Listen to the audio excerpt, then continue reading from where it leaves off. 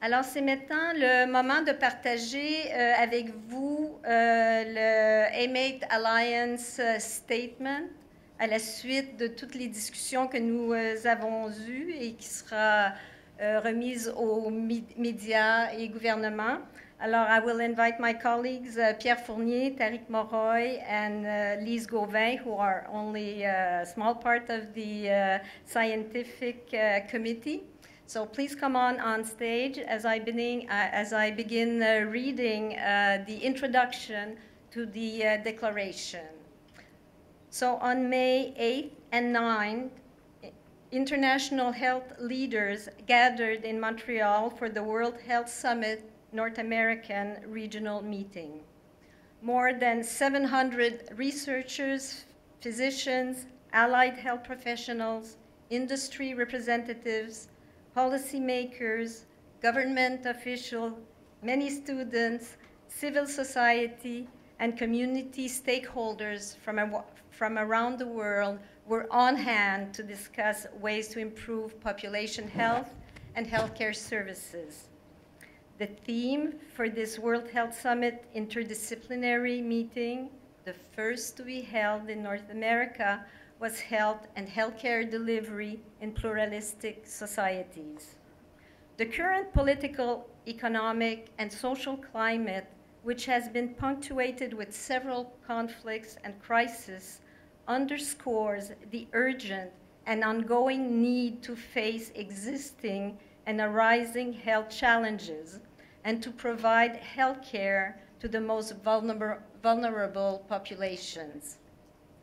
An inhospitable and inhumane welcome has become a reality for far too many migrants, and this has had important consequences on health and the health care offered to them. Cosmopolitan countries that are open to immigration, like Canada, certain with universal health coverage, must prepare to face the new and increasing challenges in healthcare. It is with this in mind that the World Health Summit, Regional Summit is proposing potential solutions.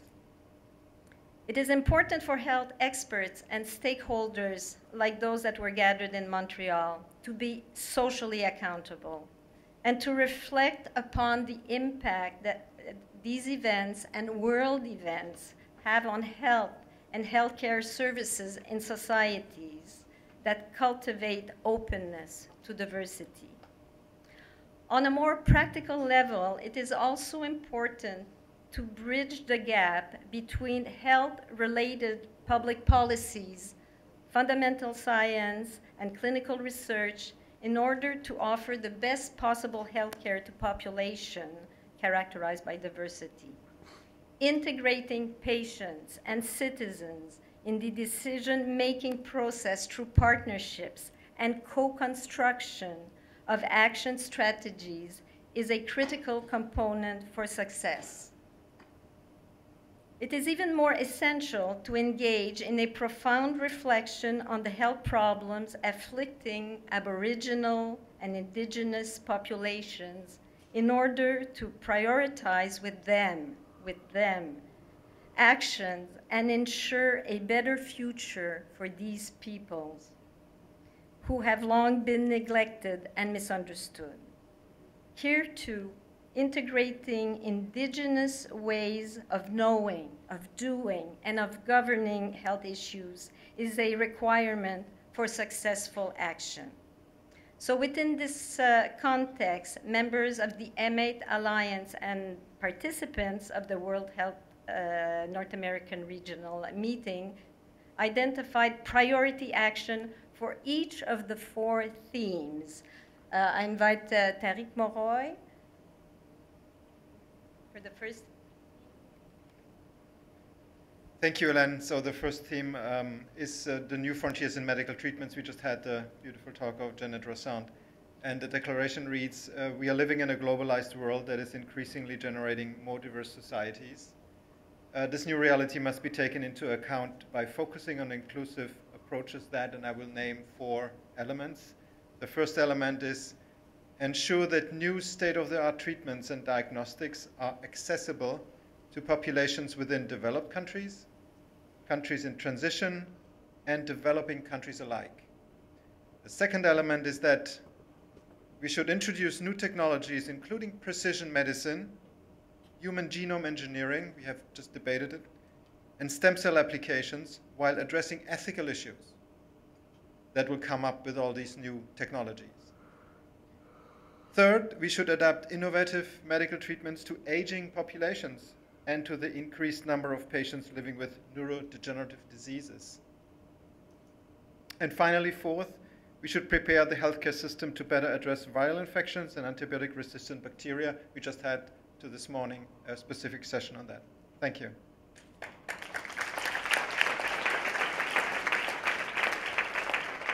So on the second theme, which was health and healthcare benefits for different populations, in pluralistic societies, it is essential to accept and promote leadership, as well as to engage communities involved in establishing priorities and means for healthcare and social services delivery. In this regard, we recommend, first, offering high-quality, safe healthcare in a timely manner to entire populations.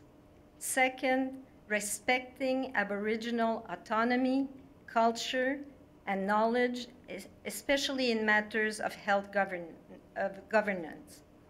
Third, welcoming and treating migrants and people affected by crisis and climate change with special attention directed towards women and children.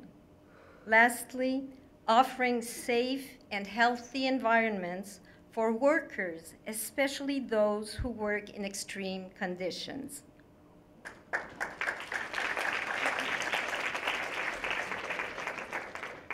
We heard a lot of science around the environmental, social, and cultural determinants of health and healthcare. And one consensus is that the health of individuals and populations are determined by the environments, social, cultural, and physical, in which people work, study, socialize, recreate, and receive treatment. To take these health determinants into account in order to promote healthcare and to promote equity will incontrovertibly require at least 3 actions.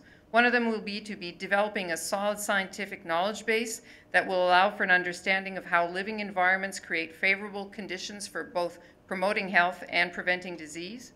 Adopting evidence-based approaches to equitably transform environments by involving healthcare professionals, stakeholders that work outside of the health sector, industry representatives, community groups, and civil society. Finally, we also believe that evaluating the impact of these interventions that are implemented and that we need to widely share the results of these evaluations so that we can embark upon a continuously improved system and actions that will shape life settings.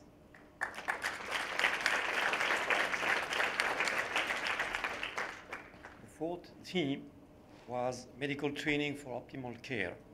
Training curricula for physicians and other healthcare professionals, as well as the extracurricular activities, should prepare them to fully assume their role as citizens and actors of change in order to promote a more stable, fair, and just world. To achieve this end, we must adapt training for healthcare professionals to the reality of the globalization with its risks and opportunity, and all the while maintaining the technical and caring expertise required for the adoption of these practices.